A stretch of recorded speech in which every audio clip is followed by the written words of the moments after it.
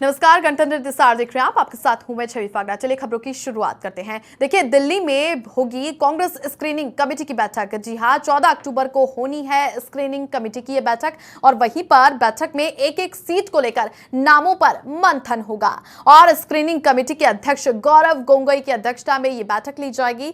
Committee सदस्यों के साथ कोर ग्रुप सदस्य भी इस बैठक में मौजूद रहेंगे। वहीं पर पहली सूची को लेकर स्क्रीनिंग कमेटी की प्रदेश नेतृत्व इसमें चर्चा करेगी। CM Gehlot, PCC chief Govind Singh Dotasra, प्रभारी रंधावा, सीनियर पर्यवेक्षक मधुसूदन मिस्त्री और सह प्रभारी काजी निजामुद्दीन, वीरेंद्र सिंह, अमृता धवन और कोर ग्रुप के सदस्य इस बैठक में शामिल होंगे। शुक्रवार को जयपुर में होगी प्रदेश चुनाव समिति की बैठक और वहीं पर स्क्रीनिंग कमेटी को भेजी जाएगी फाइल नामों की सूची, जिस पर देखिए फाइनल नामों की सूची भी अब जारी हो जाएगी और नवरात्रि में आ सकती है कांग्रेस उम्मीदवारों की पहली लिस्ट और पहली सूची में करीब 85 सीटों पर हो सकती है नामों की घोषणा। वहीं पर शुक्रवार की शाम 5 बजे होगी प्रदेश चुनाव समिति की बैठक। कांग्रेस हाईकमान पर छोड़ा जाएगा उम्मीदवारों के चयन का फैसला। वहीं पर पीसी की ओर से भी पैनल पर मोहर अब लगेगी। देखिए किस प्रकार से कांग्रेस पार्टी भी अब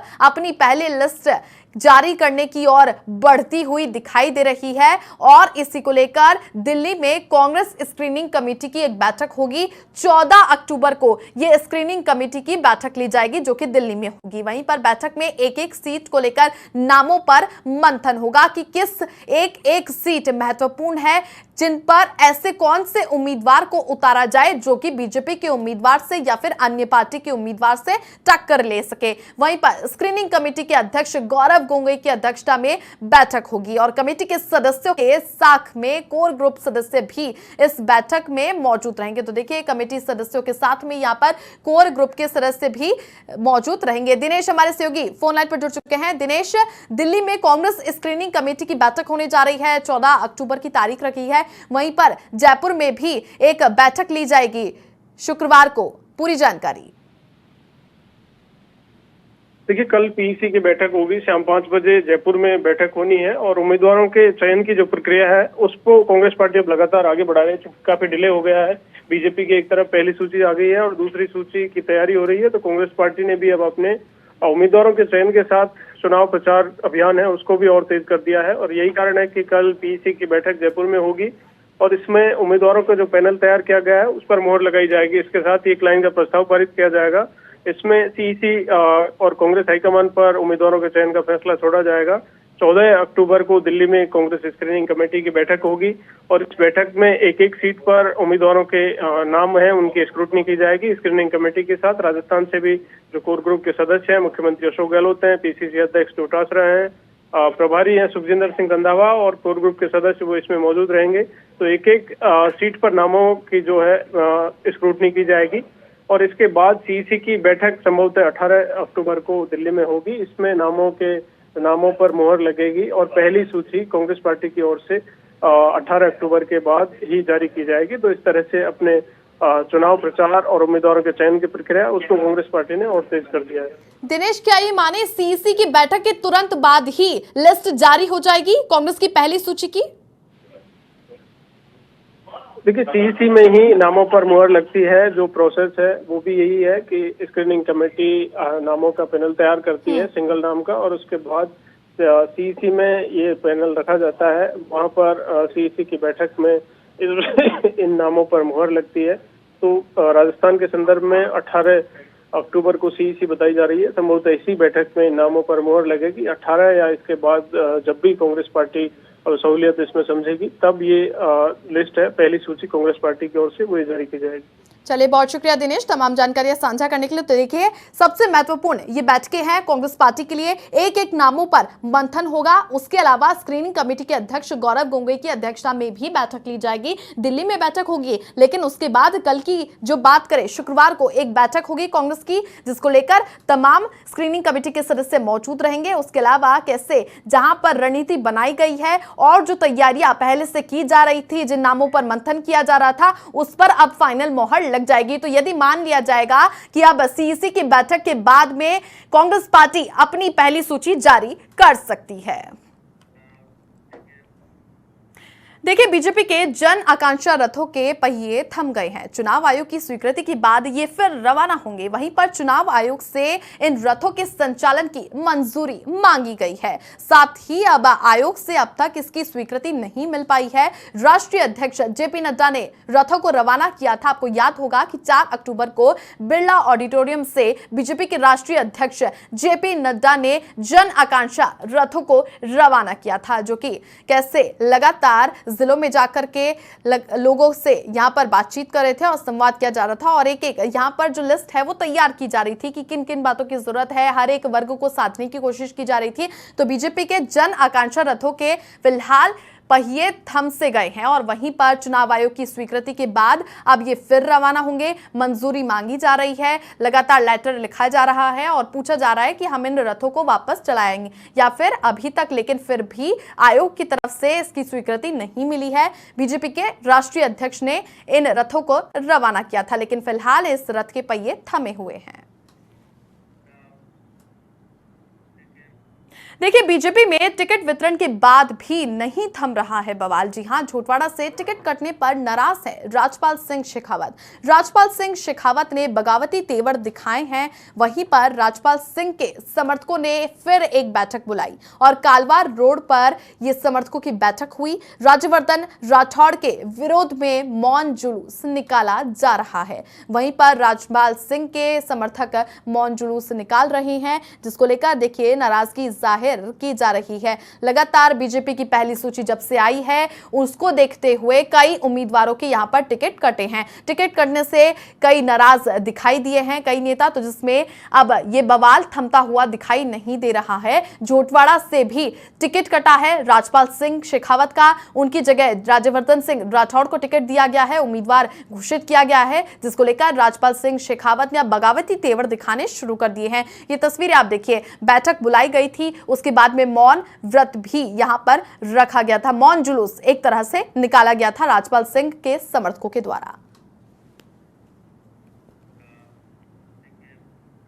भाजपा के प्रदेश महामंत्री भजन लाल शर्मा ने बैठक ली। जी हां, बैठक में कार्यकर्ताओं को जिम्मेदारियां सौंपी गई हैं। वहीं पर कानून व्यवस्था को लेकर भी साधा निशाना सरकार पर। देखिए, समर्थकों को टिकट नहीं मिलने से कार्यकर्ता नाराज हैं और सभी कार्यकर्ता पार्टी के लिए काम करेंगे। तो देखिए कैसे ये नाराजगी जाहिर की जा रही है। बीजेपी के प्रदेश महामंत्री भजन लाल शर्मा ने एक बैठक ली थी और इस बैठक में कार्यकर्ताओं को जिम्मेदारी सौंपी गई है। कानून व्यवस्था को लेकर भी प्रदेश की सरकार पर निशाना साधा और साथ ही साथ समर्थक को टिकट नहीं मिलने से भी कार्यकर्ताओं ने नाराजगी जाहिर की है और सभी कार्यकर्ता पार्टी के लिए काम करेंगे, ये उन्होंने कहा।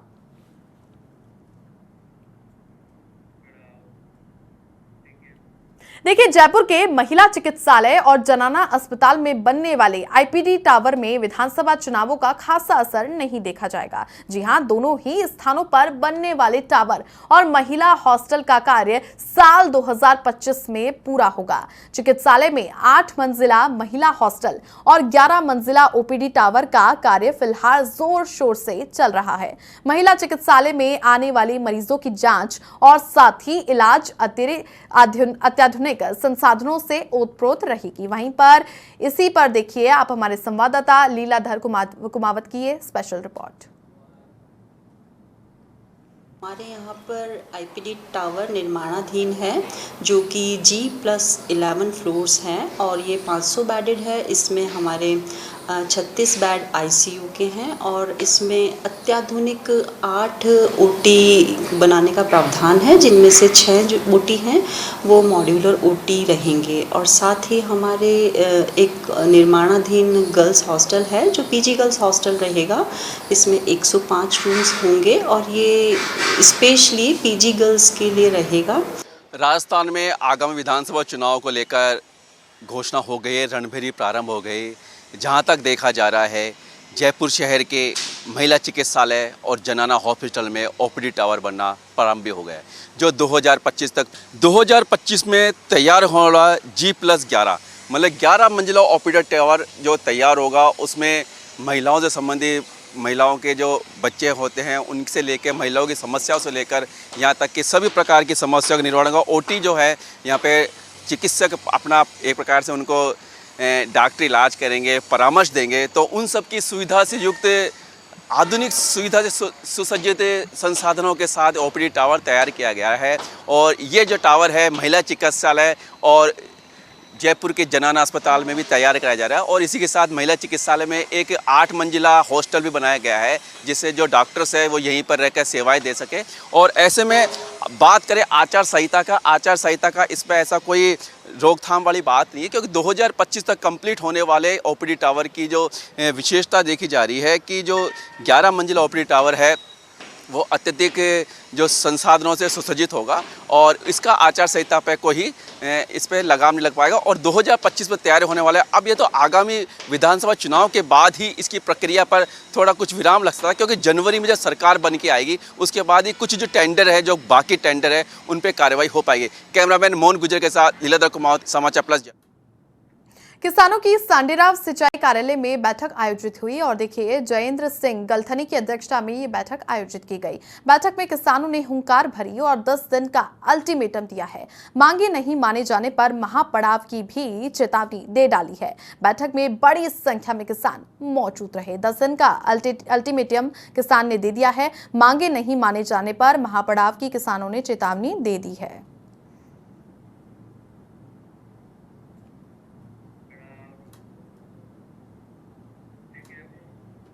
देखिए रेलवे फाटक संख्या 67 बीलवा फाटक बंद रहेगा। 13 अक्टूबर से 30 अक्टूबर तक ये बंद रहेगा। वहीं पर आवश्यक मरम्मत कार्य के चलते इसे बंद रखा जाएगा। सांगनेर शिवदासपुरा स्टेशन के मध्य है बीलवा फाटक। आने जाने वाले यात्रियों को परेशानी का सामना करना पड़ सकता है और मुख्य सूचना और जनसंपर्क अधिकारियों ने इसकी जानकारी दी है। शशि किरण है मुख्य सूचना और संपर्क अधिकारी। तो देखिए कैसे यहाँ पर आप सभी के लिए जानकारी, जहां पर रेलवे फाटक संख्या 67 बीलवा फाटक बंद रहेगा, जो कि 13 अक्टूबर से 30 अक्टूबर तक इसे बंद रखा जाएगा। आवश्यक मरम्मत कार्य के चलते इसे बंद रखा जाएगा और जिसको लेकर सांगनेर शिवदासपुरा स्टेशन के बीच में यानी मध्य में ये बीलवा फाटक है, जिस पर आने जाने वाले यात्रियों को परेशानियों का सामना करना पड़ सकता है। मुख्य सूचना और जनसंपर्क अधिकारी ने इसकी जानकारी दी है, इसकी सूचना दे दी है, ताकि आप लोगों को पहले से जानकारी रहे तो कोई परेशानी ना आए। आपके ध्यान में ये बात रहे, जिसको लेकर शशि किरण है मुख्य सूचना और संपर्क अधिकारी।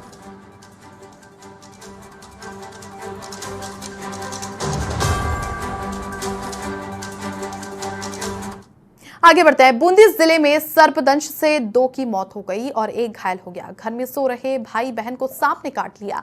भाई की मौत हो गई, वहीं पर बहन की हालत गंभीर है। हिंडौली क्षेत्र में 9 साल के मासूम को सांप ने काट लिया। वहीं पर मासूम की मौके पर मौत हो गई। भावपुरा और नेत गांव के पास की घटना है, जहां पर आप देखिए सर्पदंश से 2 लोगों की मौत हो जाती है और 1 घायल हो गया। घर में सो रहे इनमें से भाई बहन को सांप ने काट लिया। भाई की मौत हो गई और बहन की हालत गंभीर बताई जा रही है। वहीं पर हिंडौली क्षेत्र में 9 साल के मासूम को सांप ने काट लिया और इस मासूम की भी मौके पर मौत हो गई।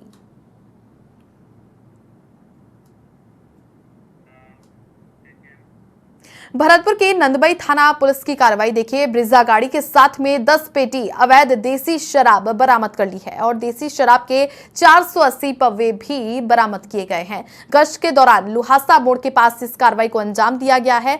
केलूरी निवासी मोनू सिंह को गिरफ्तार किया है। वहीं पर बिना नंबर की ब्रिजा गाड़ी चोरी होने का अंदेशा जताया गया था। वहीं पर पुलिस आरोपी से पूछताछ कर रही है। इसके बाद पूछताछ में ही खुलासा आगे हो पाएगा, जिसको लेकर नंदबई थाना पुलिस ने कार्रवाई की है। ये ब्रीजा गाड़ी भी आप देख रहे हैं, जहां पर इसमें से 10 पेटी अवैध देसी शराब बरामद की है। श्रीमान एसपी साहब के निर्देशन कल सायंकालीन नाकाबंदी का श्रीमान ने निर्देश दिया, तो एक टीम हमारी नगर किराए पर वहाँ नाकाबंदी कर रही थी, जिसका नेतृत्व खुशीराम जी के नेतृत्व में नाकाबंदी कर रही थी और एक टीम मेरी उधर नाकाबंदी कर रही थी।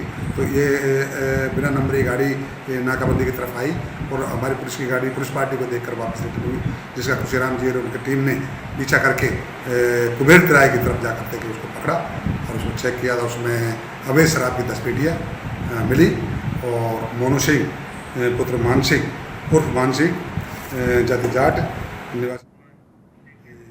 अब खबर बांसवाड़ा से है। बिना होलोग्राम शराब भंडारण का खुलासा हुआ है। पोलापुल गोदाम में पुलिस ने ये छापा मारा है। वहीं पर गोदाम संचालक पवन सिंह राणावत को गिरफ्तार कर लिया है। सल्लोपाड़ थाना पुलिस ने इस कार्रवाई को इसे गिरफ्तार किया है और साथ ही कुछ दिन पहले भी लाखों रुपए की अवैध शराब गोदाम से जब्त की थी। वहीं पर बांसवाड़ा पुलिस अधीक्षक अभिजीत सिंह के निर्देशन में इस कार्रवाई को अंजाम दिया गया है, जहां पर बिना होलोग्राम के शराब भंडारण का खुलासा किया गया। पोलापल गोदाम में पुलिस ने यह छापा मारा। वहीं पर गोदाम के संचालक पवन सिंह राणावत को गिरफ्तार कर लिया है। सल्लोपाड़ थाना पुलिस ने गिरफ्तार किया है इसको और कुछ दिन पहले भी लाखों रुपए की अवैध शराब गोदाम से जब्त की थी।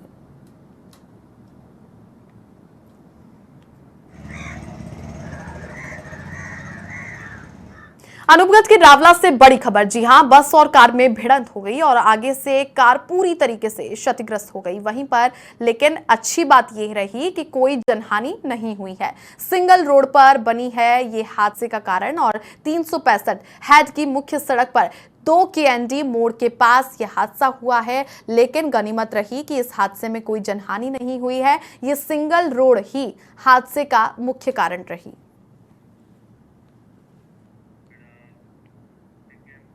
हनुमानगढ़ जंक्शन पुलिस ने बड़ी कार्रवाई करते हुए देसी पिस्तौल और जिंदा कारतूस के साथ में आरोपी सतनाम सिंह को गिरफ्तार कर लिया है। जी हां, ऑपरेशन फ्लैश आउट और चुनावों को देखते हुए ये कार्रवाई की गई है। थानाधिकारी विष्णु खत्री के निर्देशन में ये कार्रवाई की गई है, जहां पर ऑपरेशन फ्लैश आउट चलाया गया और चुनावों के मद्देनजर इस कार्रवाई को अंजाम दिया गया है।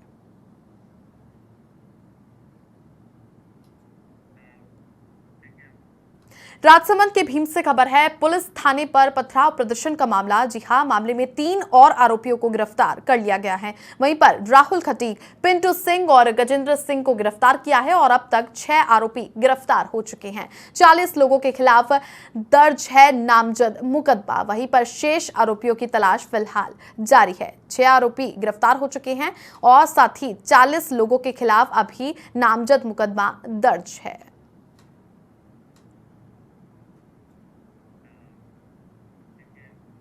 गंगापुर सिटी से खबर है। वजीरपुर पुलिस ने बड़ी कार्रवाई की है। वांछित अपराधी को गिरफ्तार किया है। महेंद्र को और सेवा गांव निवासी अपराधी जीएम कोट गंगापुर से गिरफ्तार किया गया है। थानाधिकारी श्रवण पाठक के नेतृत्व में इस कार्रवाई को अंजाम दिया गया है, जहां पर फरार चल रहा था यह आरोपी, जिसे गिरफ्तार कर लिया है।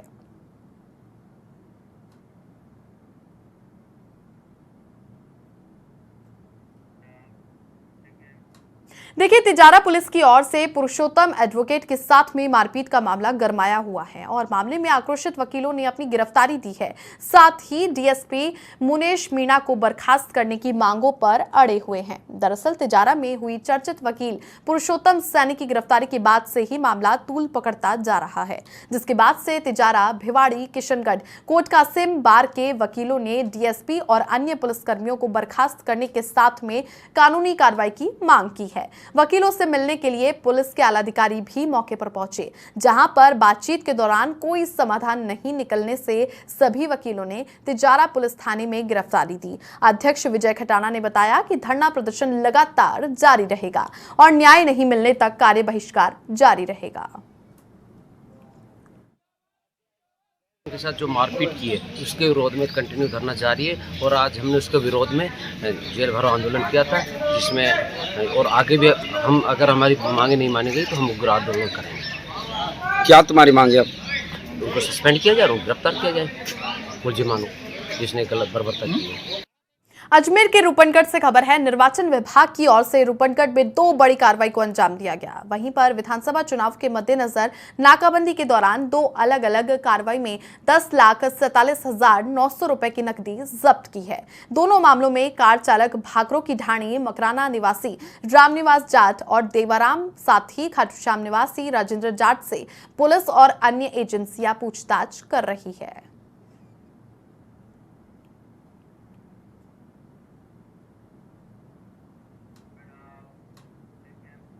आगे बढ़ते हैं। जहाजपुर से खबर है, माइंस कर्मचारियों पर दहशत फैलाने का आरोप लगा है। जी हां, धारदार हथियारों के साथ में गांव में घूमने का आरोप लगाया गया है। ग्रामीणों ने एसडीएम को ज्ञापन भी सौंपा है और सोशल मीडिया पर वायरल ये वीडियो हो रहा है, जिसको आप देख रहे हैं आपकी टीवी स्क्रीन पर। ये वीडियो सोशल मीडिया पर जमकर वायरल हो रहा है। चारभुजा छावड़िया गांव का मामला है। माइंस कर्मी गांव में उत्पात मचा रहे हैं। वहीं पर हमीर माइंस पर अवैध ब्लास्टिंग करने का भी आरोप लगा है।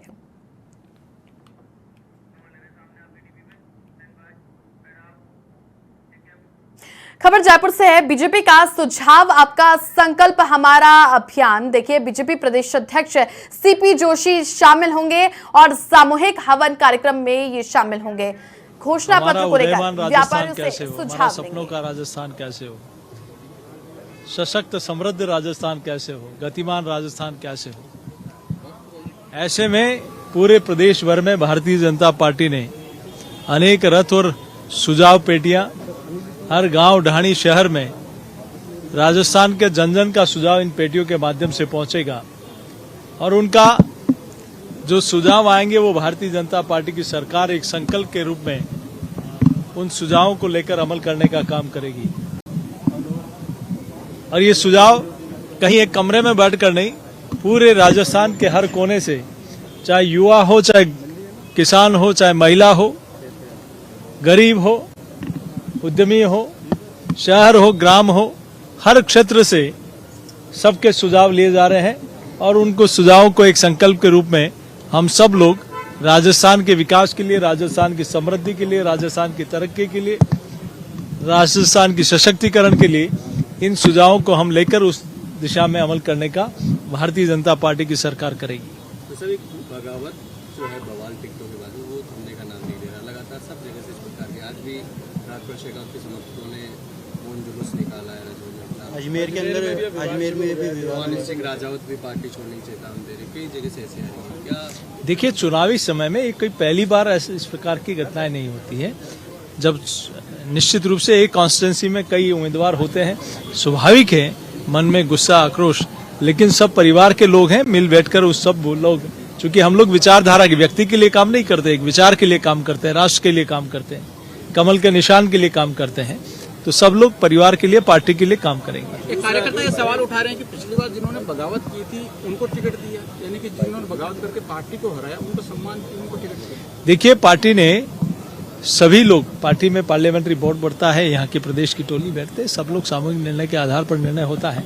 लेकिन ये जरूर है, मैं कह सकता हूँ, इस सूची के आने के बाद पूरे प्रदेश भर में जनता का विश्वास कि ये भारतीय जनता पार्टी की सरकार 2023 में कमल खिलेगा और भाजपा सरकार बनेगी। 25 नवंबर हमारा जो पोलिंग की डेट बढ़ी है, इसके लिए भी हमने चुनाव आयोग को धन्यवाद दिया। और ये मैं कह सकता हूं कि जिस प्रकार से पूरे प्रदेश का वातावरण दिख रहा है, उससे निश्चित रूप से भारतीय जनता पार्टी की सरकार बनेगी। और कांग्रेस पार्टी ने भी, आप देख रहे हैं, इनके नेता राहुल गांधी जी ने भी स्वीकार कर लिया कि हम राजस्थान में नहीं आ रहे हैं।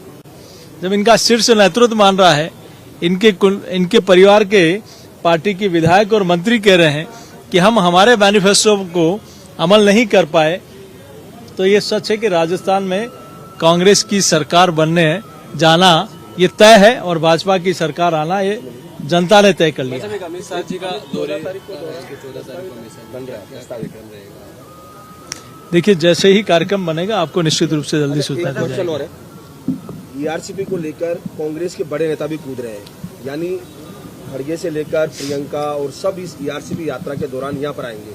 मुद्दा राजस्थान का है। इन बड़े नेताओं को कहो कि ईआरसीपी होता क्या, एक बार वो बता तो दे। और क्यों 5 साल आप सरकार में रहे, क्या किया आप लोगों ने? और हम दावे के साथ कह सकते हैं, हमारे नेताओं ने कहा है कि डबल इंजन की सरकार बनेगी, इस काम को प्राथमिकता के आधार पर होगा। आचार संहिता लग गई, आपको लगता है कांग्रेस उल्लंघन कर रही थी? निश्चित रूप से इनके होर्डिंग लगे हैं। मुख्यमंत्री जी अपने प्रोटोकॉल, वही पुराना प्रोटोकॉल लेकर सोनिया गांधी जी के घर जा रहे हैं। आचार संहिता लगने के बाद कई तरह के मनोनयन कर रहे हैं, तो ये लगता है कि हम कभी आने वाले नहीं हैं। जाते जाते जितना हो सकता है वो करके जाओ, लेकिन जो भी गलत होगा उसका हिसाब होगा। दूसरी लिस्ट कब तक आएगी बीजेपी की? बहुत जल्दी आएगी। आगे बढ़ते हैं। देखिए, पूर्वी राजस्थान नहर परियोजना को लेकर कांग्रेस की यात्रा 16 अक्टूबर को 12 से ये यात्रा शुरू होगी और वहीं पर कांग्रेस के राष्ट्रीय अध्यक्ष मल्लिकार्जुन खड़गे इसका शुभारंभ करेंगे और शुभारंभ के बाद में जनसभा का भी आयोजन किया जाएगा। मल्लिकार्जुन खड़गे जनसभा को संबोधित करेंगे। 12 कॉलेज ग्राउंड में ये जनसभा होगी जिसका शुभारंभ भी किया जाएगा और पीसीसी की ओर से खड़गे के दौरे को लेकर तैयारियां शुरू हो गई हैं। ये लेटर भी जारी हो गया है और देखिए अब कैसे अलग अलग तैयारियां शुरू हो गई हैं, अलग अलग नेताओं को जिम्मेदारियां दी गई हैं। पीसीसी की ओर से खड़गे के दौरे को लेकर तैयारियां अब तेज हो गई हैं और अलग अलग नेताओं को एक अलग रूप की जिम्मेदारियां सौंप दी गई हैं। 20 अक्टूबर को प्रियंका गांधी का राजस्थान का दौरा है और दौसा के सिकराय में यात्रा के तहत जनसभा को संबोधित करेंगी। तो देखिए, कांग्रेस पार्टी की अब यात्रा शुरू होने जा रही है, जो कि पहले ही इसकी घोषणा कर दी गई थी कि पूर्वी राजस्थान नहर परियोजना यानी ईआरसीपी को लेकर हम एक यात्रा निकालेंगे। बीजेपी की भी आप देखिए लगातार यात्राओं का दौर शुरू हो गया था, लेकिन उसके बाद भी अब कांग्रेस एक अनोखी यात्रा निकालने जा रही है और ईआरसीपी को मुद्दा बना करके कांग्रेस पार्टी ये यात्रा निकालेगी। 16 अक्टूबर को 12 से यात्रा शुरू होगी। दिनेश कसाना हमारे सहयोगी जुड़ गए हैं। दिनेश, चूंकि ईआरसीपी को मुद्दा बना करके सबसे प्रमुखता का ये मुद्दा बनाया गया है और इसी के नाम से कांग्रेस यात्रा निकालने जा रही है। देखिए, पूर्वी राजस्थान नहर परियोजना पूरे प्रदेश की 40% आबादी से जुड़ा हुआ मुद्दा है और इस मुद्दे पर लगातार पिछले 2 वर्ष से सियासत हो रही है। 2018 में भी जब प्रधानमंत्री सब यहाँ पर प्रचार के लिए आए, उनकी ओर से इस पूर्वी राजस्थान नहर परियोजना को लेकर सकारात्मक रुख रखने का वादा किया गया था और इसी मुद्दे पर लगातार सियासत हो रही है। केंद्रीय जल शक्ति मंत्री राजस्थान से वो लगातार कहते रहे, प्रधानमंत्री ने एक शब्द नहीं बोला। यहाँ के कांग्रेस पार्टी के नेता कहते रहे कि प्रधानमंत्री ने वादा खिलाफी की और अब चूंकि चुनाव आ गए हैं तो चुनाव में कांग्रेस पार्टी ने इस पूरे मुद्दे को प्रमुखता से उठाने की रणनीति बनाई है और यही कारण है कि अब 5 दिन की यात्रा इसी मुद्दे पर कांग्रेस पार्टी शुरू करने जा रही है और इसी मुद्दे के साथ अपने चुनाव अभियान का आगाज भी कांग्रेस पार्टी की ओर से किया जाएगा। 16 अक्टूबर से 12 जिले से इसकी शुरुआत होगी और 5 दिवसीय यात्रा होगी, जिसमें पहले दिन 12 के कॉलेज ग्राउंड में एक जनसभा रखी गई है यात्रा के शुभारंभ में और इस यात्रा के शुभारंभ जनसभा को कांग्रेस के राष्ट्रीय अध्यक्ष है मल्लिकार्जुन खड़गे वो संबोधित करेंगे और इस सभा में पूरे 13 जिलों की जो अलग अलग जगह से लोग शामिल होंगे और सबसे महत्वपूर्ण बात यह कि हर जिले में ये पूर्वी राजस्थान नहर परियोजना को लेकर जो यात्रा निकाली जा रही है, ये यात्रा पहुंचेगी। छोटी बड़ी सभाएं हर जिले में होंगी। तो सबसे महत्वपूर्ण यही है कि पूर्वी राजस्थान की जो 40% आबादी से जुड़ा हुआ, राजस्थान की 40% आबादी से जुड़ा हुआ मुद्दा है, इसको लेकर कांग्रेस पार्टी अपने चुनाव अभियान का आगाज करने जा रही है और 20 अक्टूबर को दौसा जिले के सिकराय में बिल्कुल दिनेश, तो ऐसे में अब ईआरसीपी को मुद्दा बना करके अब ये यात्रा निकाली जाएगी। आप हमारे साथ बने रहिए, चूंकि अब पवन खेड़ा को जिम्मेदारी मिली है और ये अहम जिम्मेदारी है। राजस्थान विधानसभा चुनावों की जिम्मेदारी मिली है। मीडिया संबंधित कार्यों के लिए इन्हें जिम्मेदारी सौंपी गई है। संगठन महासचिव केसी वेणुगोपाल ने इसके आदेश जारी कर दिए हैं। दिनेश कसाना हमारे सहयोगी जुड़े हुए हैं। दिनेश, पवन खेड़ा को जिम्मेदारी सौंपी गई है, क्या मायने निकाले इस जिम्मेदारी के? देखिए, पवन खेड़ा कांग्रेस पार्टी के राष्ट्रीय मीडिया चेयरमैन भी हैं और पिछले चुनाव में राजस्थान में मीडिया ऑब्जर्वर की भूमिका में यहाँ पर थे। यही कारण है कि चूंकि राजस्थान उनकी जन्मभूमि है और यहाँ से उनका जुड़ाव भी रहा है और अब फिर से चूंकि हर मीडिया पर्सन से भी उनकी यहाँ पर व्यक्तिगत संबंध है और ये चुनाव में उनको यहाँ पर एक बार फिर राजस्थान विधानसभा चुनाव की जिम्मेदारी पवन खेड़ा को दी गई है। तो विधानसभा चुनाव में पवन खेड़ा यहाँ पर रहेंगे और जो मीडिया संबंधित जो कार्य होते हैं, चाहे प्रेस कॉन्फ्रेंस आयोजित करवाना हो, चुनाव के दौरान बहुत सारी प्रेस कॉन्फ्रेंस होती है, नेशनल लीडरशिप की प्रेस कॉन्फ्रेंस होती है यहाँ पर अलग अलग मुद्दों पर, तो किन मुद्दों पर पीसी करनी है, किन मुद्दों को प्रमुखता से उठाया जाना है। अहम जिम्मेदारी पवन खेड़ा को सौंप दी गई है, चूंकि अब राजस्थान विधानसभा चुनावों को लेकर पवन खेड़ा अब लगातार मीडिया से भी मुखातिब होते रहेंगे और तमाम जानकारियों की आप देखते रहिए समाचार प्लस। नमस्कार।